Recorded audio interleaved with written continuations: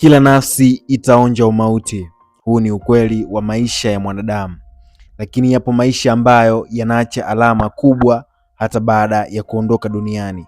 Miongoni mwa watu walioacha alama hiyo katika sekta ya vyombo vya habari Afrika Mashariki ni Dennis Buswala maarufu kama Sebo, aliyetoa mchango mkubwa katika kukuza tasnia ya media kupitia kazi zake katika redio ya EFM na kituo cha East Africa TV.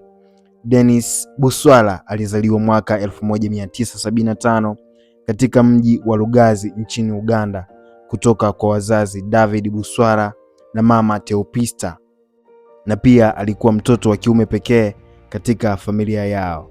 Tangu akiwa kijana alionyesha vipaji vya uongozi na ubunifu vilivyokuja kumtambulisha baadaye katika sekta ya vyombo vya habari Afrika Mashariki.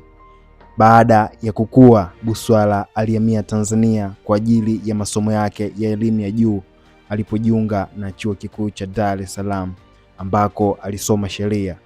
Moyo wake ulivutiwa zaidi na kazi za vyombo vya habari na mawasiliano. Ndio sababu baada ya kumaliza masomo yake aliamua kuingia katika tasnia ya utangazaji na media. Safari yake ya kazi katika media ilianza kwa kufanya kazi na tasnia mbalimbali za habari. Moja ya hatua muhimu katika safari yake ilikuwa alipofanya kazi katika Africa Media Group ambayo inasimamia kituo cha East Africa TV, EATV. Huko alihusika katika kuandaa na kusimamia vipindi mbalimbali ikiwemo kipindi maarufu cha Friday Night FNL ambacho kilikuwa na ushawishi mkubwa kwa vijana na wapenzi wa burudani nchini Tanzania, ambacho hivi sasa kinasimamiwa na Richard Msafi Nyondo.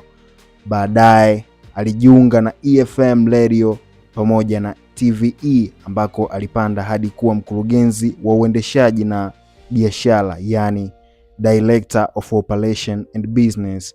Katika nafasi hiyo, Sebo alichangia kwa kiasi kikubwa kukuza taasisi hizo na kuzifanya kuwa miongoni mwa vyombo vya habari vinavyosikilizwa na kufuatiliwa zaidi katika mikoa ya Dar es Salaam na Pwani.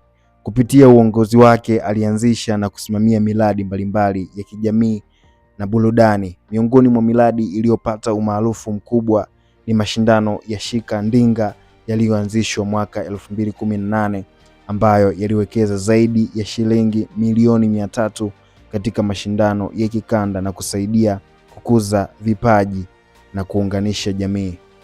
Tulitoka kwa Mwenyezi Mungu, tutarudi kwake. Sisi ni wa mavumbi, tutarejea kwake. Usiku wa Machi 11 katika hospitali ya Taifa Muhimbili, mkurugenzi Sebo alifariki dunia.